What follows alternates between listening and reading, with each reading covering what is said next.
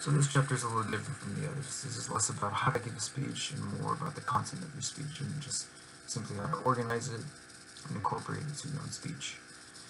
So the first thing you need to do whenever you're writing a speech is to form a thesis statement or a specific purpose. When you're writing a specific purpose, you need to make sure that you keep it clear and concise and that it's easy to understand for the entire audience. When you're writing your statement, it really depends on the 3 different kinds of speeches that you'll be giving. And this is just, just a guideline for the speeches. It can be a mixture of both. It can be just whatever. It doesn't have to be specific set. Because in a persuasive speech, you can also be informing, or you can also be commemorating. It can be just, anything you want. You don't have to focus through a certain path when it comes to these 3 different types of speeches.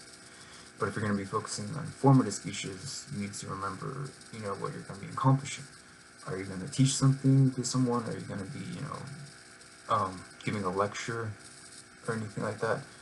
Informative speeches are the most simplest kind of speeches because you're just restating the facts and you're just briefly summarizing stuff like how I am doing right now. And it's probably the easiest speech to do because you're not trying to convince someone, you're not trying to commemorate someone, you're just restating the facts. Now how you do that and how you make it not boring for them is the problem, or it's the main issue when it comes to informative speeches. You need to make sure that everyone understands what you're trying to give. And if they don't understand, if they don't learn, then you failed for that speech. So you got to make sure it's simple, it's easy to understand, and that it's just, easily accessible to everybody. And you want to make sure to keep it all just concise. It's easier the shorter it is. And for persuasive speeches are the hardest ones. It's the ones that we're going to be mostly seeing because it's the ones where you're trying to convince a certain audience. And obviously that just is subjective. It can convince someone or it can not convince someone. It all depends on the speaker. And then not one persuasive speech is the same because every person is different. Everyone has their own beliefs and opinions. And persuasive speeches are the ones we see most common because it's in politics, it's in more emotional stuff, it's in civil rights and stuff like that. Whenever you're giving a persuasive speech, you need to keep in mind that the audience is completely neutral and that they don't believe what you're already saying. So you need to convince them to be on the same page as you. You need to keep in mind that your thesis statement is going to have that mindset, it's going to have your values and beliefs in that sentence. And you need to keep it in mind because if you don't have a clear statement, then you might end up forgetting about what you're talking about. Not necessarily forgetting the entire thing, but the message that you're trying to convey. You didn't want to go off into a tangent, and you don't want it to make it too complex. You want to make sure that everyone understands what your values and everything like that. In a persuasive speech, it's probably more important to focus on that thesis statement more than anything else. The body can make up of informative pieces. It can talk about several different things, as in if it's something personal, something about your life, retelling of your life and things like that, or about things that you've seen and your own personal experiences.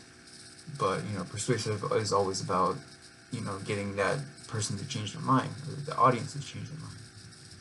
And then commemorative speeches are just simply talking about a certain subject or person. It's probably the easiest thing to do because if you really know that person, if you really know the event or whatever it is, if it's a wedding, you just have to focus on that single person. It's not, you can necessarily make it into a persuasive one if you're trying to convince someone, oh, this person is so great. I personally have done all 3 versions of the speeches, and I remember that I was talking about someone who was going to be leaving soon, and I'm never going to see that person again. And I was in front of a big audience, and so it was more of a persuasive speech because, why should I care about this person? And I just kept in mind that I need to convince people why this person is so great. And it's more about giving out the reasons. It's not listing out the reasons, but it's more about giving an emotional weight to the speech. And that's a big part of the persuasive speeches too, because no other speeches can do that. Like informative speeches, obviously, you're going to have emotional weight to them. Sometimes putting your own personal experiences behind it is what gives a good speech, its merit. And that's pretty much it. Whenever you're making a speech, it's just important to have that purpose in mind. What is my audience going to be thinking at the end of it? Am I going to accomplish my goal by the end of the speech? Am I going to be convincing them into my certain beliefs or values? And in the end, will it matter if it's concise and clear? And that's pretty much it. I mean, nothing else to it. It was a good chapter.